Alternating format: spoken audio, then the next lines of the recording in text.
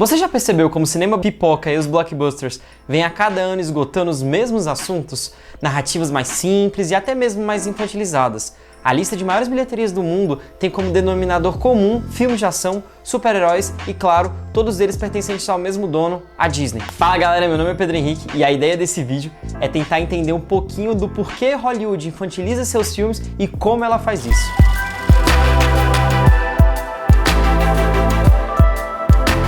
A origem da infantilização nas narrativas precede muito o cinema. Ela vem da literatura e antecede narrativas audiovisuais. Os contos de fadas são um ótimo exemplo. Histórias de conto popular que foram se difundindo por todo o mundo e que foram se transformando de acordo com o contexto em que elas estavam sendo inseridas. Por exemplo, A Bela Adormecida. Ela foi escrita em 1634 por Basile, um italiano, e a história original se chamava Sol, Lua, Itália. A história tinha traição, estupro e antropofagia. Em 1819, os irmãos Grimm, na intenção de reunir vários contos perdidos, os direcionando para a família, para o lar, para as crianças, decidiram retirar toda a parte violenta e adulta da história original, transformando tudo em uma atmosfera mais simples e com a pureza muito forte. Em 1959, a Disney produziu a primeira animação da princesa, e não só a história se simplificou para a retirada dos atos violentos, mas também contribuiu para a idealização da estética e uma rasa abordagem dos personagens. No fim da década de 60, Hollywood estava passando por uma série de dificuldades. Com o fracasso de filmes de alto custo, o Código Hays em vigor, que era um código de ética e moral aplicado aos filmes, a desistência de várias redes de televisão em solicitar filmes da indústria, e além de tudo isso, eles estavam perdendo bilheteria. Com a crise, grandes estúdios como a Paramount e a Universal foram vendidos para grandes conglomerados. Os executivos, eles não estavam muito interessados em fazer a parte criativa, então eles entregaram tudo para os produtores. Os produtores, por sua vez, deram chances para vozes mais autorais e diretores que haviam acabado de frequentar as escolas de cinema e tinham um conhecimento vasto sobre os filmes e a tradição clássica de Hollywood. These past few years have been rough for Hollywood. We've made a lot of mistakes. Dentre esses diretores, a gente tinha Martin Scorsese, Spielberg, Coppola e o George Lucas. Ao fim dessa nova Hollywood, filmes como Tubarão popularizaram o formato de filmes blockbusters com exibição nacional simultânea e uma forte publicidade, como mostra o Max Valarezo num de seus vídeos no canal Entre Planos. Bom, com isso, os estúdios acabaram insistindo e fortalecendo as fórmulas e as ferramentas criadas para os sucessos de bilheteria. Ao longo dos anos, os blockbusters, esses filmes com a estratégia mais bem definida e de alcance mundial, se tornaram a maioria nos cinemas. O capitalismo já se encontra dependente dessa cultura de infantilização para a sobrevivência e incentivo do consumismo. A infantilização no mercado, ela é ao mesmo tempo um termo vago e confrontador. É uma idolatria aos bens de uma economia que parece sempre estar produzindo mais coisas do que as pessoas realmente precisam. Hollywood e a indústria cinematográfica tiveram e têm um papel importantíssimo nessa unificação de culturas com o intuito de massificar o mercado mundial. Em 1946, 100 milhões de americanos iam ao cinema por semana, numa população de 160 milhões. Ao longo dos anos, esse número foi decaindo, até chegar à marca atual de 25 milhões. Lá por 1993, a renda das bilheterias estrangeiras já havia superado a renda doméstica, e hoje, mais de 60% do mercado é externo. Hollywood então precisava de filmes exportáveis, cujo alvo principal eram pessoas com a capacidade subdesenvolvida de gratificação posterior, ou seja, crianças. A jornalista Lynn Hinchberg, em um artigo ao New York Times, comentou que enquanto outros países se preocupam em entender o advento da globalização como uma oportunidade de interpretarem suas psiques e suas circunstâncias nacionais, os Estados Unidos estão muito mais preocupados em ganhar dinheiro e atrair o maior público possível. Para a gente tentar entender um pouquinho melhor as ferramentas de infantilização utilizadas pela indústria, eu vou separar aqui os dois modos pelo qual a indústria mais age: o filme em si, os elementos fílmicos e suas ações mercadológicas. Vem da preocupação com a estética, com a tecnologia, com o aumento de realismo para a nossa imersão, fica parecendo que o cinema de atrações, aquele presente desde o primeiro cinema, com o intuito de só atrair o público com mágica, ilusão, curtas cômicos, ele nunca acabou. E a tecnologia, ela se destaca aí em atrair um grande público, desde o avanço descomunal da computação gráfica até as câmeras de maior resolução e até câmeras que captam em 3 dimensões. Tudo isso são artefatos que a indústria utiliza para poder atrair mais público para dentro das salas de cinema. Mas assim, fica óbvio também que o cinema americano recente, ele tem como função construir o espectador como uma criança, como um infantil, que acaba ficando escravizado pela ilusão e pelas ações espetaculares quase ininterruptas. Além da tecnologia, outra ferramenta muito utilizada para poder infantilizar as pessoas é o roteiro. O Christopher Vogler, que era um ex-estudante da Universidade do Sul da Califórnia e um funcionário da Disney, ele era um entusiasta de um autor chamado Joseph Campbell.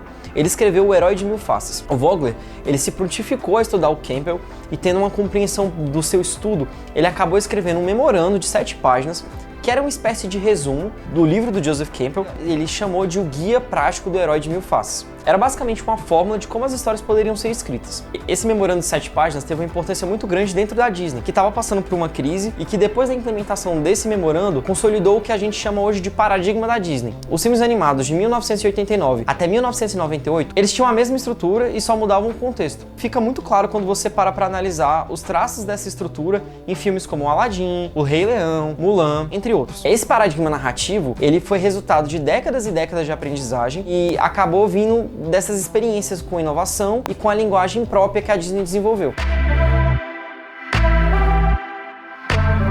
Em 2006, o Bob Iger, o então CEO da empresa, viu a necessidade de um investimento em novas propriedades intelectuais. Na sua gestão, ele adquiriu a Pixar, a Marvel, Star Wars e a Fox. Essas aquisições, elas foram importantíssimas para o futuro financeiro da empresa nos cinemas e também fora deles. A Marvel acabou sendo um dos melhores exemplos dessa fórmula infantilizadora da Disney. Tendo os filmes fora e dentro da Disney, fica até mais fácil de analisar como a Disney agiu em cima deles. O primeiro filme da Marvel, O Homem de Ferro, para um filme com censura 12 anos, parece tudo menos um filme para crianças. A história, por mais fantasiosa e obediente à jornada do herói, ela acaba abordando diversos temas como sexo e uma violência superficial. Mas mesmo com as contradições de política da Disney, boa parte dos elementos que estavam lá acabaram servindo para o futuro da Marvel. O Joey Russo comentou que a ascensão da Marvel coincidiu com o desenvolvimento dos efeitos visuais, o que acabou ajudando nessa pegada mais fotorrealista. Uma outra característica dessa fórmula da Marvel foi a perda do elenco como foco do filme. Hoje, apesar dos altíssimos cachês que os atores recebem, as pessoas vão ver o Homem de Ferro e não Robert Downey Jr. As pessoas vão ver o Homem-Aranha e não o Tom Holland. Evolution of the business has gone to, like, there are no movie stars anymore. Like, Anthony Mackie isn't a movie star. The Falcon is a movie star. And that's what's weird. It used to be with Tom Cruise and Will Smith. When you went to the movies, you went to go see the Stallone movie. Now you go see X-Men. Outro ponto é a construção dos roteiros e a humanização que a fórmula acaba dando para os personagens. Thor, nos 2 primeiros filmes, ele segue certinho a jornada do herói. E mesmo com as piadinhas e um humor meio duvidoso, os filmes se encontram nas listas de piores filmes da Marvel. A virada de chave foi quando Taika Waititi, o diretor do 3º filme, entrou e deu um referencial totalmente diferente pro personagem, tirando ele daquele estereótipo do filhinho de papai e colocando ele como alguém que sofre diversas perdas. Já o Hulk, na sua primeira aparição, ele tinha uma personalidade muito mais raivosa, muito mais grotesca. Ele às vezes só aparecia para poder servir como alívio cômico. No Vingadores Ultimato, ele acaba tendo algumas perdas, ele deixou de ser um cara rude. Na última aparição, o Hulk tá muito mais carinhoso, ele faz yoga e é um cara muito mais carismático com as outras pessoas. Bom, e além de tudo, a Marvel ainda tem um triunfo de ter um ótimo planejamento e controle por parte do presidente do estúdio, o Kevin Feige. Ele é a mente criativa e executiva e basicamente ele centraliza as estratégias individuais e coletivas de cada filme / série. Os diretores no início ainda tinham a sua visão criativa preservada. Eles conseguiam colocar um pouquinho da personalidade deles nos filmes. Esse foi outro fator importantíssimo para o desenvolvimento do universo cinematográfico. Cada diretor ele conseguia dar a sua assinatura sem comprometer o personagem. Com isso, ele acabava construindo um universo compartilhado, onde a história de um complementava de outro diretor. Mais recentemente, essa liberdade está sendo alterada. O mercado ele meio que busca inspirar os consumidores a uma dependência infantil, que nem filho pedindo coisa pro pai. Aqui é onde a tecnologia faz o papel fora da sala de cinema e se torna a principal ferramenta para a infantilização mercadológica. As transmídias aqui, elas têm um papel fundamental em monetizar e perpetuar o vínculo do espectador com os produtos, seja expandindo a história por séries, livros, quadrinhos, redes sociais. E falando do mundo digital, linkando exatamente com isso que a gente falou sobre a Marvel, a adaptação da empresa no contexto de redes sociais e de tecnologias transmídias está mudando a forma como os filmes estão sendo feitos. Em uma análise que o PH Santos fez em um de seus vídeos no canal do YouTube, ele disse que, em resumo, a nova fórmula ela meio que está consistindo em fazer filmes mais focados em um grupo de super-heróis e não só mais em produtos solos. E de fato, se a gente for olhar para o futuro, mesmo os filmes solos não possuem só um herói. tudo acabou se tornando uma referência para outro filme, para outro personagem, para outra aventura, interligando tudo que tem na Marvel, ou seja, transmídia. Outra ferramenta importante que o PH aponta são as notícias. Até aqui as fake news bateram. Hoje, as notícias vendem mais do que os trailers e os próprios posters. Antes a notícia não era abraçada pelos filmes. Os atores e os membros da indústria, eles gostavam de preservar a experiência cinematográfica. Hoje, a indústria não só está abraçando essas notícias, como está gerando uma mistura de peças publicitárias com especulações. There's a photo going around on the internet of you and Tobey Maguire on the set of Spider-Man. The new Spider-Man movie. And I was like, wow, I'm not sure about that. We are.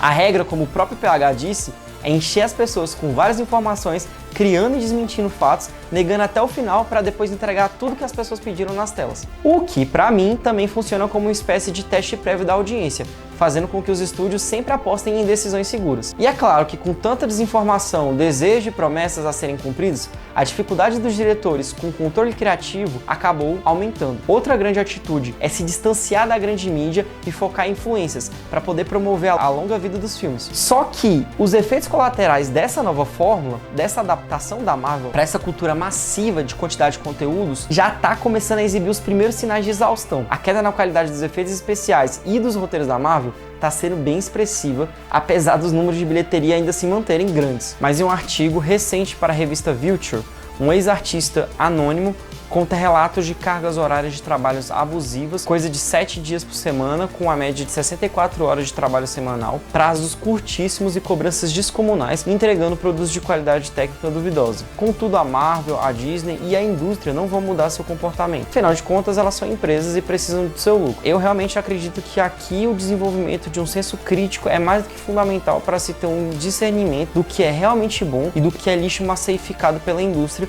para fazer a gente consumir mais. O futuro dessa infantilização provavelmente vai continuar, mas eu acredito também que o nível da qualidade narrativa vai ser maior, principalmente pelo nível de exigência que os fãs têm em relação aos produtos. Queria agradecer a todo mundo pela audiência, então já se inscreve no canal para não perder nada. E é isso, eu fico por aqui, um forte abraço, tchau, tchau.